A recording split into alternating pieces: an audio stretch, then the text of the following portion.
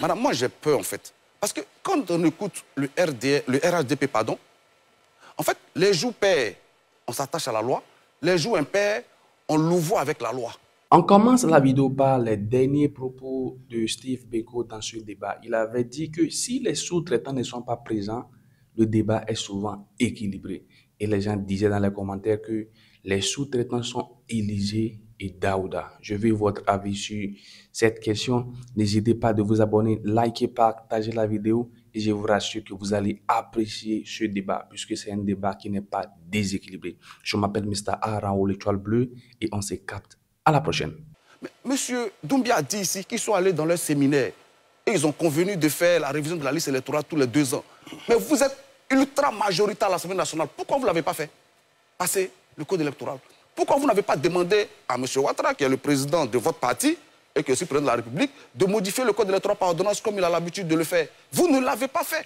Et vous vous en prévalez aujourd'hui sur le plateau pour justifier le fait que la CEI ne fasse pas son travail. Mais monsieur, ça fait peur.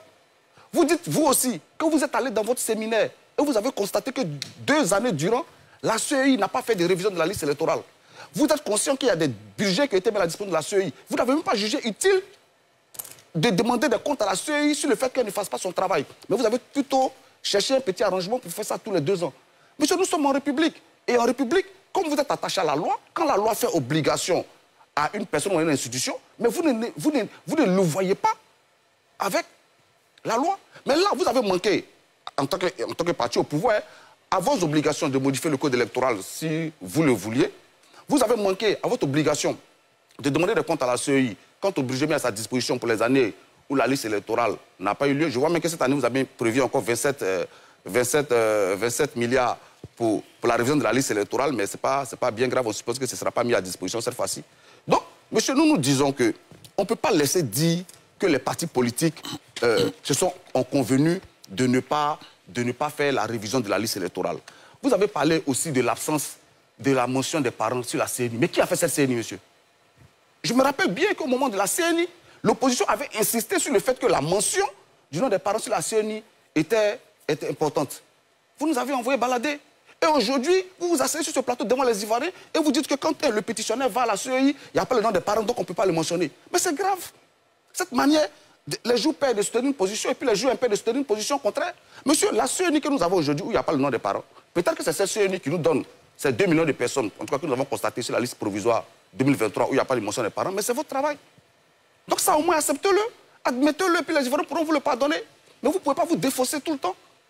Monsieur, quand vous dites qu'on va à une révision de la liste électorale, et on a près de la... En tout cas, en 2023, on avait relevé 2 millions de personnes où il n'y avait pas la mention des parents. Et vous nous dites non, ce n'est pas bien grave, on peut aller aux élections avec, parce que tout ce qui importe, c'est la nationalité. Tant qu'il est prouvé que la personne est ivoirienne, elle peut être sur la liste électorale. C'est ce que vous avez dit. Bon, Laurent Gbagbo, il est ivoirien, pourquoi il n'est pas sur la liste électorale? Vous voyez que votre argument, il ne tient pas. Donc ne répétez plus cet argument-là. Monsieur, vous dites encore que l'audit ne s'impose pas. Mais l'audit s'impose, l'audit intervient lorsqu'il y a un déficit de confiance entre les acteurs. Et aujourd'hui, nous n'avons pas confiance à la CEI pour nous envoyer à des élections libres, démocratiques et transparentes. Toutes les démocraties, M. Kou l'a dit, toutes les démocraties que nous saluons aujourd'hui, on fait un audit. Qu'est-ce que le RHDP perd si on fait un audit de la liste électorale? Parce que l'audit ne consiste pas justement à retirer les militants du RHDP de la liste électorale. Il ne consiste pas à rajouter le nom de certaines personnes. L'audit concerne, il s'agit simplement de regarder quelles sont les personnes qui méritent d'être sur la liste électorale. Quel est le problème qu'un audit de la liste électorale pose à un parti politique comme le RHDP? Qu'est-ce que vous avez avec la transparence? Et moi, j'ai du mal à comprendre. En principe, on devrait, tous les acteurs politiques, on devrait tous s'entendre pour faire un audit de la liste électorale. Parce que si vous dites que nous, le PPACI, on n'a pas inscrit des gens frauduleusement sur la liste électorale, quelle assurance vous avez à ce niveau-là? Terminé, Fabrice. Peut-être qu'on l'a fait, mais l'audit pourrait vous permettre, vous aussi, de sortir les gens que nous, on aurait pu introduire de manière frauduleuse. Donc, monsieur, je pense qu'il est temps, si on veut qu'on ait des élections libres, démocratiques et transparentes en 2025, que, comme le disait M. Essis, qu'on fasse tous preuve de bonne foi. On vous a bien compris. Et qu'on fasse un audit, parce que le contentieux n'est pas un audit de la liste électorale. Et nous avons démontré ici, M. Kral a dit, je vais être conclu dessus, que le contentieux ne peut pas permettre de régler tous les problèmes que nous avons sur la liste électorale actuelle. Et je vais terminer dessus. Vous avez dit, il y a certaines personnes qui étaient sur la liste électorale indûment depuis des années Maître Bété saura et vous confirmera que la répétition d'une infraction ne la rend ni légale ni légitime. Donc ce n'est pas parce que quelqu'un est sur la liste électorale depuis 2010 sans la mention du nom de ses parents que cela devient pour autant légal ou légitime. Merci Fabrice Lago, merci beaucoup. Kwaku Kra. Merci Evelyne. Oh, je me réjouis de ce que le RAIDP reconnaît que la CEI n'a pas respecté la loi. Je me réjouis. Mais tout ce que le Front populaire ivoirien demande, c'est que le RAIDP aide les Ivoiriens à ce que la CEI respecte la loi. Auquel cas, la CEI doit rendre le tablier, parce que c'est un outil nécessaire. On ne peut pas créer une institution qui va violer chaque jour ou chaque année les lois. Ce n'est pas normal. Et pour revenir à l'audit, c'est dans l'intérêt même de la CEI et du RAIDP. C'est une question de gouvernance. Oui ou non, est-ce que le pouvoir du RAIDP est transparent? Oui ou non, est-ce que nous avons une commission électorale crédible, transparente? L'audit va confirmer et l'audit va dire que le FPI a menti, que le PPAC a menti ou l'opposition a menti. C'est ce que nous attendons de vous. Donc, nous voulons que vous soyez nos avocats pour que cet audit puisse se faire. Vous êtes nombreux à la CEI. Et que, en plus de cet audit, que les chefs de l'État ouvrent des négociations le plus rapidement possible pour que tous les acteurs qui peuvent participer ou qui peuvent contribuer à l'apaisement du climat sociopolitique puissent se retrouver. Le dialogue politique, nous l'avons fait jusqu'en 2022. Et jusqu'à présent, je peux dire qu'il y a beaucoup de problèmes. Le consensus est rompu entre l'opposition et le pouvoir. Mais quand on va dans une élection, celui qui gagne là, il gère qui? Il gère le perdant et le gagnant. Mais avant d'y aller, déjà, il y a la fracture. Il n'y a pas de cohésion.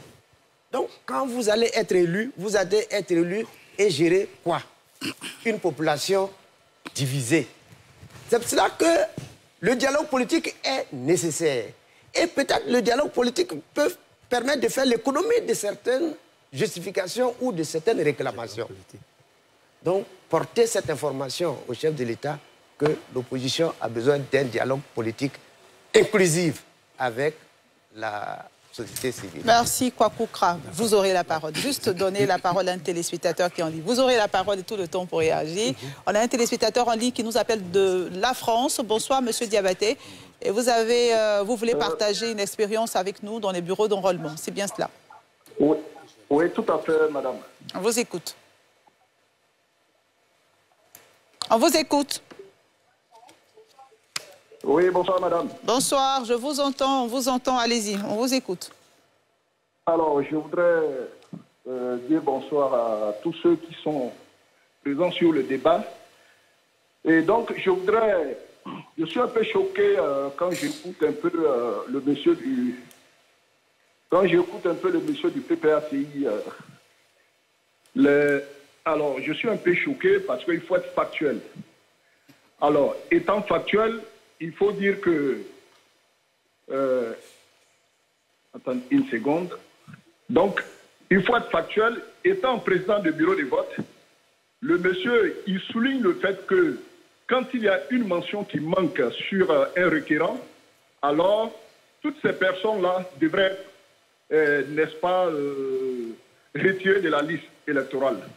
Mais dans une salle d'enrôlement, quand je prends ma salle, la salle où je reçois, n'est-ce pas, tout le monde, 60 à 70% des personnes ne connaissent pas la date de naissance de leurs parents. Il n'y a que nos enfants qui sont nés en France qui connaissent exactement la date de naissance de leurs parents. Et donc, si on annule ces 6 millions dont tu parles, qui ont un seul élément qui manque sur leurs données, ça veut dire qu'on va se retrouver avec 2 millions d'Ivoiriens sur la liste électorale.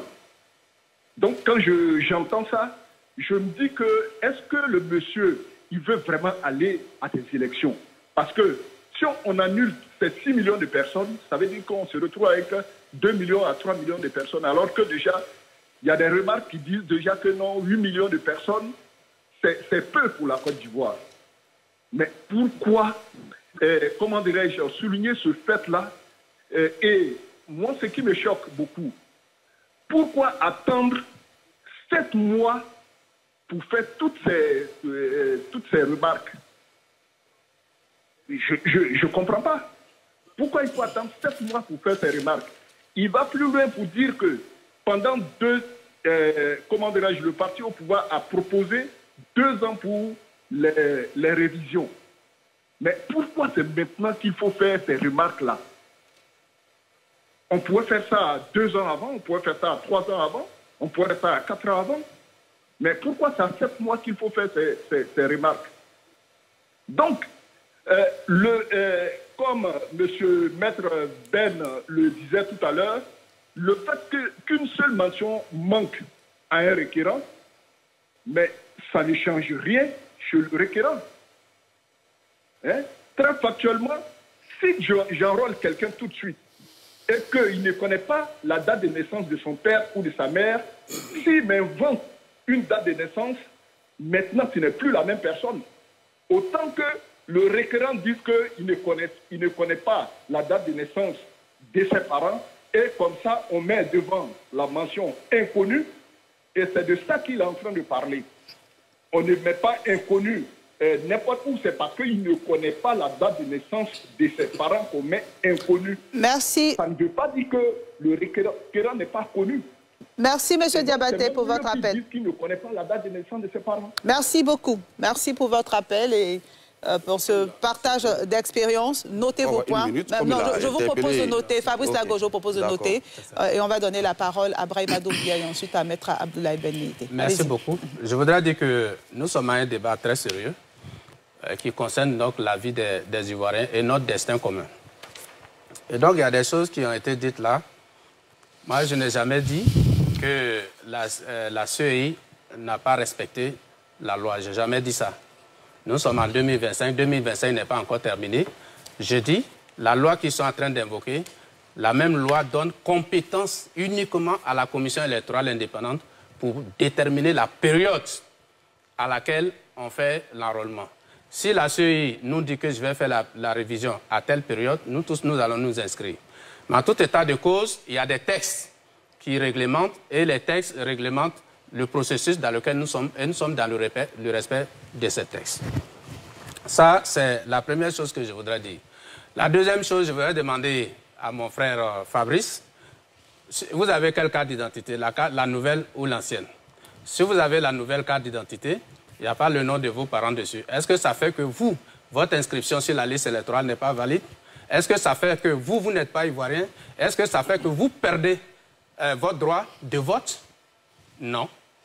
C'est la première chose. La deuxième chose, la deuxième chose, je vous ai laissé parler.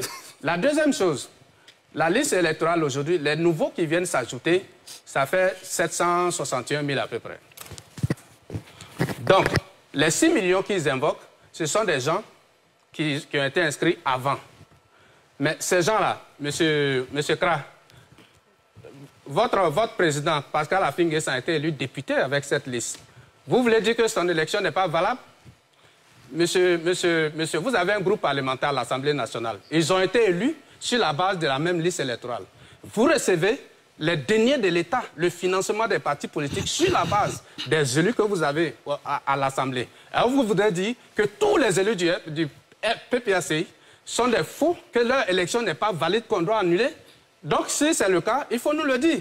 Parce que ce sont ces mêmes personnes qui ont élu ces personnes à l'Assemblée et ils siègent. Et sur la base de ça, le PPACI est financé sur les deniers publics.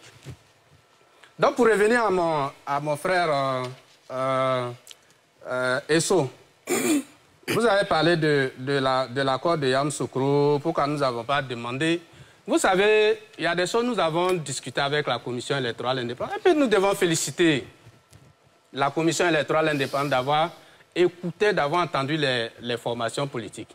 Parce que nous avons demandé que l'expérience de 2020 en matière de parrainage a été une expérience difficile pour l'ensemble des candidats. Et je me souviens que notre ami Kra était l'un des plus actifs à demander que la liste définitive soit disponible au plus, ça dit 3 mois avant l'élection présidentielle pour qu'on puisse faire la recherche des parrains.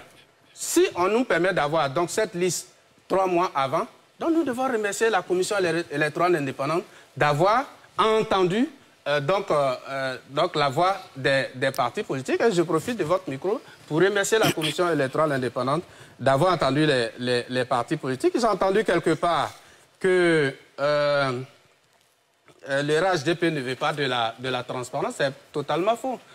Voilà, c'est totalement faux. Parce que dans notre système électoral, vraiment, tout est transparent. Tout est public. C'est pour ça que la liste a été donnée. Est-ce que vous avez vu le RHDP s'opposer à ce que la liste soit affichée pour que tous les Ivoiriens puissent la consulter? Est-ce que vous avez vu, à un moment donné, le RHDP s'opposer à ce qu'un acteur politique, un parti politique reçoive la liste électorale ou qu'une ONG reçoive la liste électorale? La transparence, c'est ça, c'est que tout le monde soit informé, tout le monde soit au courant de ce qui se passe. Et dans le processus électoral, nous encourageons la commission électorale indépendante à être le plus transparent possible. Et donc, on ne peut pas nous opposer cela en venant, je vais dire, déformer nos propos. Et puis, bon, il y a M. Kwao qui dit l'opposition demande, l'opposition demande. Donc, si l'opposition demande quelque chose et que l'opposition ne l'a pas obtenu, donc le pays doit s'arrêter parce que la Côte d'Ivoire s'arrête aux opposants. Non. La Côte d'Ivoire, c'est l'opposition, c'est le pouvoir, c'est ceux qui ne sont dans aucun parti politique, c'est toute la société ivoirienne. Il y a des gens qui ont fait des revendications. Quand c'est justifié, mais les demandes sont traitées. Nous-mêmes, au niveau du RHDP, s'il y a des demandes que nous faisons, que c'est justifié, c'est traité. Si ce n'est pas justifié, la CEI a fait, ou les organismes qui sont concernés rejettent, bon, on continue. On continue et puis je m'inscris en faux sur le fait que, bon, c'est les hommes politiques qui sont les plus riches. Ça, ce sont des affirmations qui engagent leur auteur. Moi, quand je dis pas que je suis pauvre parce que je connais des gens, donc je mange à ma faim et tout ça, mais dire que je suis riche, va regarder le solde de mon compte bancaire parce que peut-être vous avez accès au solde de compte bancaire des gens. Moi, je sais que ceux qui font des affaires, c'est eux qui ont beaucoup d'argent. Mais ceux qui font de la politique et qui sont des fonctionnaires ou des salariés comme nous autres, on n'a pas les moyens qu'il dit. Et donc, je m'inscris en faux contre... Les Ivoiriens nous écoutent. Et puis, s'il vous plaît, et puis, il nous dit que les élections conduisent à la mort. Moi, je voudrais bien comprendre. Quand vous regardez, vous lisez le code électoral, vous voyez tout. Qu'est-ce qui peut conduire à la mort? L'élection, ce n'est pas un virus. L'élection, ce n'est pas un microbe. Et tout ça. Donc, s'il y a des morts dans le processus électoral, c'est le fait de certaines personnes. C'est le fait d'individus qui sont préparés, qui sont... Donc, ce que nous voulons, c'est que tous les acteurs politiques, parce qu'on s'est engagé lors du dialogue politique à ce qu'on bannisse tout ce qui est recours à la violence comme arme politique. Et nous, RHDP, nous avons été toujours dans cette disposition. Nous n'avons jamais donc appelé à tuer des gens. Voilà, parce que ce n'est pas l'objectif que nous visons en politique. Notre objectif, c'est donc de travailler à améliorer chaque jour les conditions de vie donc, des Ivoiriens. Et puis, je voudrais terminer par quelqu'un qui dit que nous ne respectons pas la loi et qu'il faut respecter la loi. Et puis après, il vient parler donc du dialogue politique et tout ça. Mais le dialogue politique, en fait, dialogue là où il n'y a pas de règles, ou alors où les réglementations sont insuffisantes. Et nous sommes d'accord. Ça, c'est l'un des résultats du dialogue, du dernier cycle, la dernière phase du dialogue politique. C'est que les institutions en Côte d'Ivoire fonctionnent. S'il y a une question qui relève du fonctionnement normal d'une institution, ces questions doivent être adressées à cette institution. C'est pour ça que les opposants ont été reçus par le ministre de l'Intérieur, certains ont été reçus par le ministre de la Jeunesse, le président du PPAC a été reçu par le président de la République, ainsi de suite. Et il y a beaucoup de mesures à la suite de toutes ces rencontres, que ce soit sur le processus électoral ou dans la vie, pour apaiser la vie politique.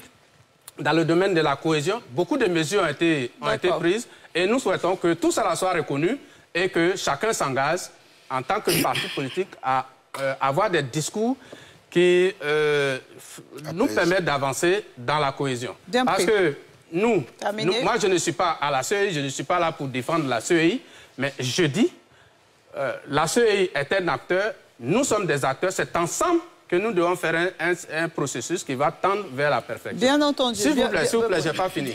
Parce que les pays que nous prenons en exemple, mais dans ces pays-là, le système n'est pas parfait. Dans aucun pays du monde, le système n'est parfait. Mais c'est la culture démocratique qu'il faut retenir. Au Sénégal, il y a un perdant qui appelle le vainqueur pour dire « je reconnais ma défaite ». Ça a été fait avec le président Abdoulaye Wade, ça a été fait lors des élections passées. Au Ghana, on parle du Ghana. Au Ghana, il y a un qui a perdu, qui a appelé et qui a reconnu sa défaite. Et donc, le processus a continué. Mais cela ne veut pas dire que les élections dans ces pays sont parfaites. Les règles qu'ils ont, ils se sont donné ces règles avec leurs imperfections, mais ils ont décidé d'accepter le résultat parce qu'in fine, ce que nous visons, c'est le bonheur des Ivoiriens, c'est la paix, c'est le développement. Donc voilà ce que je voudrais dire. Si tout le monde reconnaît et respecte les institutions et les décisions des institutions, si tout le monde a cette culture démocratique qui voudrait que lorsqu'on a perdu les élections, qu'on reconnaisse qu'on a perdu les élections, il n'y aura aucune violence. Merci. Donc pour nous, ceux qui parlent de mort savent peut-être de quoi ils parlent, parce que nous, quand nous regardons dans le processus électoral, je ne vois pas en quel point quelqu'un devrait mourir. D'accord. Maître Abdoulaye Ben Meïté. Merci beaucoup. Moi, je voudrais successivement répondre aux différentes interventions, mais très short. Hein. Alors, je vais d'abord répondre à mon frère, le militant PDCR, non certifié comme tel sur le plateau, je pense qu'il a dit. Non, il n'est pas là en tant que représentant du PDCI. Non, ce que j'ai dit, il n'est pas certifié comme tel sur le plateau. Le PDCI est absent. En d'autres termes, il est militant PDCI qui n'est pas certifié comme tel sur le plateau. C'est ce que je veux dire. Il ne parle pas au nom du PDCI, en d'autres termes. Mais c'est plus simple de dire mon nom. Voilà, monsieur oui, je n'ai pas voulu me tromper. Alors, il a dit qu'il faut faire preuve de bonne foi pour qu'on convienne de l'audit. Il a dit. Il a également indiqué qu'il était possible de faire une RLE. Là, ici, il a indiqué. Il rejoint en cela M. Krakwaku, très cher frère, qui a indiqué que l'audit de la liste électorale était également souhaité, que c'était même une exigence pour rassurer. Et il a même souhaité que nous soyons ses avocats, les avocats de son parti politique, auprès de qui? De la CEI. Du président du RADP. Auprès du président du auprès de notre président du parti. Oui. On doit être votre avocat auprès de notre président du parti. Alors, vous avez également indiqué, je vais parler cette fois-ci de mon très cher Kwao, parce que ce qui est intéressant, c'est que Kwao, moi, je comprends très bien, parce qu'on a ce même langage ésotérique, qui est la loi, donc qui est le droit. Donc, quand on parle, je comprends très bien.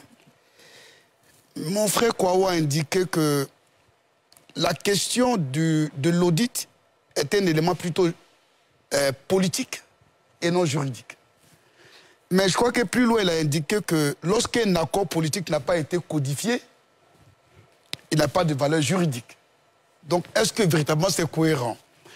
Quant à mon frère, mon très cher frère, non moins puilé, mon très cher frère Lago, il a indiqué, et ça a attiré mon attention, il a indiqué que, relativement, il est revenu dessus, fait parler mon co-débatteur, M. Doumbia, lui fait dire des choses, mais je l'ai quand même rectifié. Allez-y, on vous écoute, allez-y. Sur les mentions, je vais encore être très clair. M. Doumbia estime que, de son point de vue, ces mentions ne sont pas substantielles pour entraîner le retrait des individus concernés sur la liste. C'est ce qu'il soutient. Et moi, en rajoutant que relativement à cet élément, comme M. Doumbia a son point de vue, le FPI, le PPACI, certainement le PDCI ont le même point de vue, pour nous départager, le contentieux de la liste électorale est une aubaine. Et leur appartient de recenser tous ceux qui n'ont pas les mentions complètes relativement à leur identité, de renvoyer la cause devant la CEI dans le cas du contentieux administratif, et après la réponse de la CEI, de se déterminer devant la juridiction pour qu'on ait une jurisprudence sur la question. Mais moi, je pense que, toi, tu penses que, je pense que le débat est plus sérieux que ça. C'est pour cela que je pense qu'il ne faut pas faire dire des choses. Nous disons que les mentions, comme l'a dit effectivement le téléspectateur qui est intervenu, il a indiqué qu'il y a un problème réel sur la question de certaines mentions. Mais moi, pour couper court et pour qu'on puisse quand même qu'on puisse accorder sur quelque chose, le contentieux est une aubaine, saisissons-la. Alors, sur l'audit, je vais chuter sur l'audit et dire que on ne peut pas dire que lorsqu'un accord politique n'a pas été codifié, il n'a pas de valeur juridique, et en même temps dire de se fonder sur des éléments politiques et non des éléments juridiques. Pour moi, il y a une incohérence, entre guillemets, sans que je sois déplacé. Alors, je pense qu'il faut qu'on apprenne dans ce pays à faire preuve de responsabilité. Et je voudrais aussi en appeler au sens de la responsabilité de l'opposition. Le sens de la responsabilité voudrait qu'à ce stade du contentieux de la liste électorale, que l'opposition, on n'a jamais dit qu'une seule personne doit contester une seule personne. Si vous estimez qu'il y a des personnes qui sont irrégulièrement inscrites sur la liste électorale, il faut lever le contentieux. C'est une forme d'audit. Le contentieux de la liste électorale est un audit. Il faut la saisir. Parce qu'il faut éviter la propagande politique. Les discours propagandistes. Donc, tu as discrédité la CEI. Moi, je ne vais même pas me porter avocat de la CEI, parce que dans tous les cas, je ne vais pas plaider sans être payé, sans que des auditeurs soient payés. Mais je voudrais quand même indiquer que la CEI est suffisamment armée, intellectuellement, pour défendre sa propre position. Et je pense que l'opposition le sait. Parce qu'en sa tête, il y a un tribun, il y a un sachant. Au total, madame, il faut que les responsables politiques viennent à l'essentiel. L'opposition a peur. L'opposition a peur. L'opposition a peur d'affronter une personnalité d'exception qui est notre candidat. Il faut donc trouver les moyens et arguments qui puissent leur permettre de discréditer le procès électoral pour justifier cette débâcle qui est prévisible en relation avec l'organisation, la structuration de ce grand parti politique qui porte les espoirs de la Côte d'Ivoire que demain le RHDP. J'ai failli demander qui est votre candidat. Voilà. Mais notre candidat est connu. Notre candidat, okay. Nous, au RHDP, nous n'avons pas de complexe. Nous avons dit, nous avons une personnalité immarcessible à la tête de l'État, qui a fait un travail, mais herculien, un travail envieux. Je pense que c'est pas Fabrice Lago qui applaudissait mon président avec tout ce qu'il voit. Parce qu'il y en a certains d'entre eux, que lorsqu'ils viennent effectivement ici, ils se perdent. Ils ne savent même pas où passer. Nous sommes en train de dire, pour nous, au RHDP, la personne, pour nous, qui, bien que voulant donner la place à la nouvelle génération, c'est nous qui nous demandons de rester pour continuer cette belle œuvre. Parce que nous en avons encore besoin. Oh, merci. Pour le bonheur de nos populations. Merci, M. Aboulaye Ben Beïté. Je reviens à vous, Fabrice Lago. J'ai un téléspectateur en ligne. Rapidement, il aura un point qui rejoint le vôtre, M. Indri Raoul. D'accord, il n'est plus avec nous. Allez-y, Fabrice Lago. Je pense que je vais commencer par là où M. Beïté a chuté. Tout en rappelant qu'il nous reste moins de 15 minutes pour terminer cette émission, alors qu'on a deux autres thèmes. L'opposition a peur d'affronter la personnalité d'une dimension. Pour parler comme l'Ivoirien de la rue, mettez le nom de Gbagbo sur la liste, on va vérifier quelque chose. C'est simple. Non, mais pas le nom de... Voilà. Non, je vais m'arrêter juste là. C'est pour ça qu'il y a le contentieux. Ensuite, le téléspectateur qui a appelé, monsieur, je crois que c'était monsieur Diabaté de France, qui dit quand nous parlons des mentions manquantes, il a juste parlé de la date de naissance des parents. Mais dans les chiffres que nous avons, c'est minime.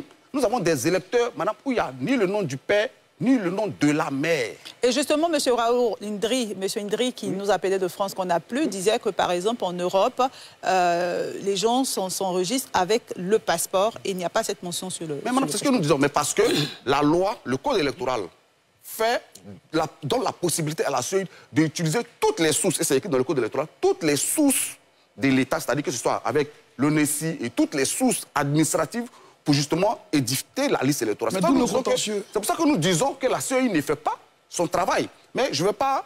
Donc, ce que M. Tano dit et M. Doumbia qui disait que c'est parce qu'on n'a pas la date de naissance des parents. Je dis Monsieur Diabaté, dans la liste que nous avons, ça c'est minime. Nous avons des cas, madame, où on a des électeurs où on n'a pas le nom du père et de la mère de cet électeur. Madame, on a sur la liste électorale des femmes qui ont 500 enfants qui sont électeurs. On a sur la liste électorale des papas qui ont 500 enfants sur la liste électorale. On a des femmes qui accouchent 3 enfants le même jour dans 3 maternités différentes sur la liste électorale. Et puis on ne veut pas qu'on en parle. On trouve que c'est normal et que c'est minime. Nous disons, madame, et le monsieur a dit aussi que pourquoi c'est maintenant, on attend 7 mois des élections. Peut-être qu'il était au Jossi, il n'a pas suivi le début de l'émission. Mais j'ai dit que depuis le 14 juin 2023, nous avons officiellement saisi la CEI. Donc je le répète pour qu'ils l'entendent. Donc 14 juin 2023, aujourd'hui, ça ne fait pas 7 mois. Je pense que nous allons dans la deuxième année. Ensuite, j'ai entendu M. Doumbia qui a insisté si la loi de financement des partis politiques, c'est bien de le rappeler. Ça, c'est une initiative encore du président Laurent Gbagbo pour permettre aux partis politiques de participer à la vie publique. Donc je me réjouis que vous en parliez aujourd'hui. On a aussi parlé de la CENI, M. Doumbia. Franchement, moi, vous ne pouvez pas dire devant les Ivoiriens que cette CENI ne pose pas de problème. Parce que vous me dites, moi, je ne suis pas relais sur la liste électorale, je suis pas un primo-votant, je suis en relais depuis 2010. Donc, je n'ai pas eu besoin de présenter cette CENI. Mais quand je la présente en banque pour ouvrir mon compte bancaire, on me demande un autre document, il y a la mention de mes parents. Et tous les Ivoiriens sont victimes de ça. Donc, ne négligez pas ce problème où on a jeté 5 000 francs par la fenêtre sur la CENI, c'est ce que je voulais dire. Pour terminer sur cette question de la liste électorale, nous tous, nous avons intérêt, ici, nous sommes des hommes responsables, à ce qu'on ait des élections libres, démocratiques, transparentes, et surtout qui se déroulent dans la paix. Au PPACI, nous disons que depuis que le président Laurent Gbagbo est revenu en Côte d'Ivoire, il a montré qu'il était disposé à la paix. Il nous a, nous-mêmes, ses partisans, appelés à aller à la paix, à la réconciliation, et il a posé les actes qui vont avec. Nous sommes à un tournant décisif de l'histoire de la Côte d'Ivoire. Madame, 2025, nous avons une élection présidentielle. Il nous appartient, nous, de décider si nous voulons qu'elle soit chaotique ou si nous voulons qu'elle soit libre, démocratique et transparente. Et notre souhait à nous, c'est qu'au sortir de l'élection, celui que les Ivoiriens choisissent puisse être appelé par les autres et qu'il soit félicité et que la Côte d'Ivoire continue de vivre.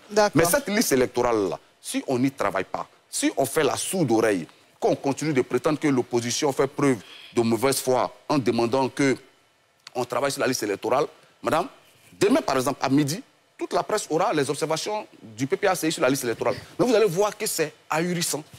Et cette liste électorale actuelle, par la suite, nous déposerons encore une fois nos observations à la CEI. Ça fera plutôt le contentieux. Nous déposerons, oui, mais nous déposerons, puisque un parti politique ne fait pas un contentieux dans un bureau de vote. Vous êtes d'accord avec moi? Donc c'est à la commission centrale de la CEI que nous adressons nos observations. Voilà, donc nous allons nous rendre encore une fois à la CEI pour faire nos observations et on prendra cette fois-ci la presse nationale et internationale à témoigner. Moi j'ai une question. Et on espère que cette fois-ci, on sera entendu. Donc madame, le PPACI va présenter ses observations et elles seront remises par la suite à M. Cubier et on sera en attente de sa réponse. D'accord. Messieurs, je vais être factuel parce qu'on a 2 heures d'émission, on a d'autres thèmes à aborder. Il nous reste moins de 10 minutes pour terminer cette émission. Ça veut dire qu'on a fait au moins 1h40 ou 50 sur ce thème.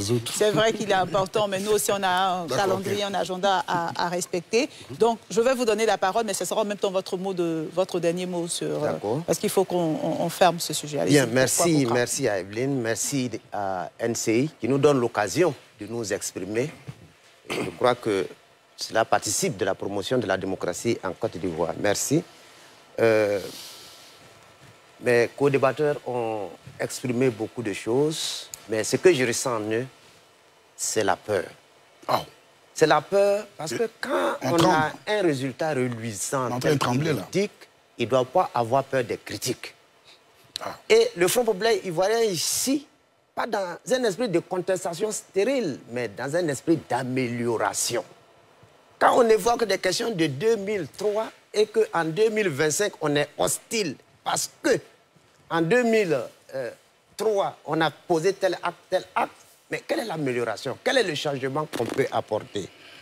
Celui qui est intervenu depuis la France, Diabaté, les mentions dont on parle, peut-être M. Diabato, s'il a son portable, après je vais lui envoyer la liste. Sur les 13 mentions obligatoires, il y a des requérants qui n'ont qu'une seule mention. C'est-à-dire, il s'appelle Kwaku, et puis ça s'arrête là. il n'a pas de père, il n'a pas de mère, il n'a pas de date de naissance, etc., etc. Et c'est documenté, ça et là. Pourquoi vous ne faites pas le contentieux? Ça et là. Non, le contentieux, attends, ne te fatigue pas. Non, je me fatigue. Si nous avons relevé, nous, le Front Populaire, il travaille de façon méthodique. Pour aller au contentieux? Bien sûr. Ah ben non, il n'y a plus de problème. Bien sûr, nous irons au contentieux, mais il faut qu'on informe l'opinion que le problème de la liste électorale est plus grave que ce que certains pensent. Et aujourd'hui, nous avons éventré le problème et nous allons donc utiliser tous les recours pour faire aboutir, en tout cas, ce dossier-là. En ce qui concerne les élus, c'est pas un débat. C'est pas parce que vous avez été malade hier et que vous avez recouvré votre santé aujourd'hui, alors vous allez renoncer à tout ce que vous avez fait hier. Non. Nous avons constaté, depuis toujours, nous avons parlé et la majorité présidentielle n'a jamais été attentive à ce que nous disons. Et jusqu'en 2023, pratiquement tous les partis politiques, toute la société civile reconnaît que notre liste électorale n'est pas aux normes, est problématique. Dès cet instant, qu'est-ce que nous faisons? Nous faisons des recherches. Et nos élus qui sont à l'Assemblée nationale doivent contribuer. Parce que les dialogues politiques qu'on doit certifier, ou du moins qu'on doit codifier, c'est à l'Assemblée nationale. Donc, eux, ils sont favorables. D'accord. C'est une question de responsabilité, comme vous l'avez dit. Et nous vous invitons à la responsabilité. Parce que M. Kouaou l'a dit. Après, qu'est-ce qui se passe? Les morts. Pour faire l'économie des morts, il faut que, de part et d'autre, tous les acteurs soient attentifs et s'écoutent. Le dialogue politique est un impératif de la démocratie. On ne peut pas dire qu'on va faire l'économie du dialogue politique pour faire la régulation. Donc, nous voulons vous remercier. Merci, le dossier technique est au FPI. Dès demain, nous allons nous rendre à la commission électorale pour tous les recours dans les commissions locales pour faire tous les recours par rapport en tout cas à ces incongruités qui sont sur la liste. Merci. Pas besoin de nous remercier. Nous, on fait notre travail en tant qu'une chaîne ouverte à tout le monde. Geoffroy Kouaou, rapidement, mais vraiment en une phrase ou en un mot même, si c'est possible. Non, seulement que c'est vrai que la situation est ce qu'elle est, mais nous devons pouvoir relever le défi, le 25 octobre prochain, d'organiser enfin une élection présidentielle apaisée. C'est pour cela que j'aimerais faire une proposition. Rapidement. J'aimerais inviter certaines personnalités à mettre en place un comité d'autorité morale pour rencontrer les principaux acteurs politiques ivoiriens. Je vais parler par exemple du médiateur de la République, du président des rois et chefs traditionnels de Côte d'Ivoire, du cardinal d'Abidjan, du président du COSIM et du président des confessions protestantes et évangéliques, pour mettre en place un comité d'autorité morale pour aller rencontrer les principaux acteurs, le président Ouattara, le président Gbagbo, le président Afin Guessan, le président Thiab et le président Soro. Leur parler et leur demander de s'entendre avant la présidentielle de 2025. D'accord, merci pour cette proposition. Brahima Doumbia, en quelques mots, hein, parce que je suis en train de refermer ce sujet, ce premier sujet. Mon mot de fin, c'est de vous remercier et puis rassurer les Ivoiriens que nous sommes pour des élections apaisées. C'est pour cela que nous appelons les uns et les autres à de la responsabilité et nous encourageons nos amis, comme le frère Kra vient de le dire, qui vont saisir les institutions qui sont chargées de connaître du contentieux. La CEI, si la CEI ne leur donne pas satisfaction, ils vont à la justice. Vraiment, c'est ce que nous demandons aux uns aux autres, de sorte que nous allions, lorsque les institutions qui sont habilitées vont trancher, que nous suivions tous. Nous, au RHDP, nous, on ne craint personne, on ne sous-estime aucun adversaire, mais on ne craint aucun adversaire. Tous ceux qui vont se présenter contre nous, nous allons aller aux élections, nous les préparons sérieusement et nous pensons que ce soit en groupement ou individuellement, nous pouvons gagner les élections. Et c'est pour ça que nous nous organisons. Pour ce qui concerne les critiques, vraiment, on ne peut pas dire que nous sommes fermés aux critiques, que nous empêchons qui que ce soit. Kra est venu aujourd'hui, il a fait ses critiques, ils ont porté toutes les accusations sur le RADP. Il va se retourner tranquillement à la maison, dormir, rien ne va lui arriver. Demain, il va vaquer à ses occupations, rien ne lui arrivera. Tous ceux qui ne sont pas d'accord avec la politique du RADP critiquent en longueur de journée les actions du RADP et ils n'ont rien, ils ne subissent rien. Merci Brahima Doumbia. Et ça, donc, je voudrais donc demander aux uns aux autres donc de rester sereins.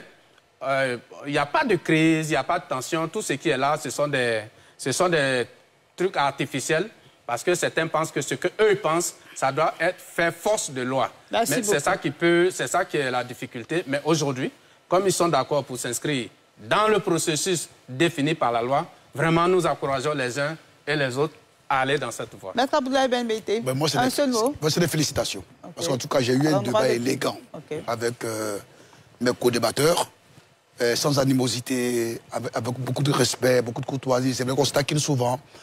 Mais au-delà, je voudrais rassurer l'opposition que le parti auquel j'appartiens, le RHDP, ce grand parti, n'a pas vocation à se substituer à la CEI. Bien au contraire. Nous avons certainement des préoccupations communes.